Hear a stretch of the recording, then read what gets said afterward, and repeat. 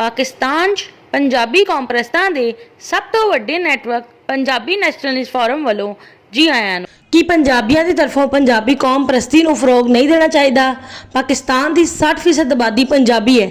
कश्मीरी हिंदकू डेरावाली का शुमार पंजाबी कौम च हुंदा है, जबकि 40% आबादी स्मार्ट, ब्राहवी, गिलगिती बल्तिस्तानी, कोहिस्तानी, चित्राली, स्वाती, गुजराती, राजस्थानी, पठान, बलोच, हिंदुस्तानी मुहाजर दी है।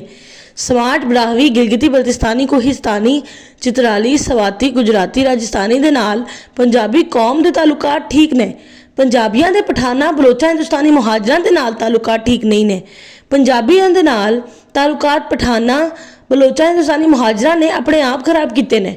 पठान, बलोच, हिंदुस्तानी मुहाजर जद पठाना नूं, बलोचा नूं, हिंदुस्तानी मुहाजरां नूं लुट्टण, हकूक गज़ब करन, जुल्म करन दे इल्ज़ामात लगा के पंजाबियों नूं गालां देंदे ते तज़लीलो तौहीन करदे ने, ते ये पठाना, बलोचा, हिंदुस्तानी मुहाजरां दा सियासी हक हुंदा है या ये पठाना, बलोचा, हिंदुस्तानी मुहाजरां दा जमहूरी हक हुंदा है? पंजाबी अगर पठाना, बलोचा, हिंदुस्तानी मुहाजरां तो पंजाबियों ते लगाए गए इल्ज़ामात दा सबूत मंगण, पंजाबियों ते लाए गए इल्ज़ामात दा जवाब देण, पंजाबी कौम दे समाजी, इंतजामी, मुआशी, इकतसादी हकूक की गल करन, ते पठान, बलोच, हिंदुस्तानी मुहाजर इस अमल नूं पंजाबियों की तरफों लिसानियत फैलाना ते पंजाबियों की तरफों तासुब वधाना करार दे के पंजाबियों की तरफों इंतशार फैलाना ते पंजाबियों की तरफों नफरत वधाण का इल्ज़ाम ला के पंजाबियों ते लानत मलामत करन लगदे ने।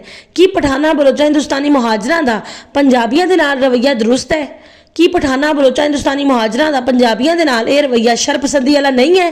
कि पठाना, बलोचा, हिंदुस्तानी मुहाजरां नूं पंजाबियों ते लाए जाण वाले इल्ज़ामात दा सबूत नहीं देना चाहिए?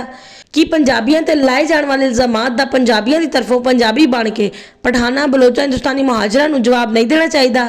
कि पंजाबियों की तरफों पंजाबी कौम प्रस्ती को फरोग नहीं देना चाहिए?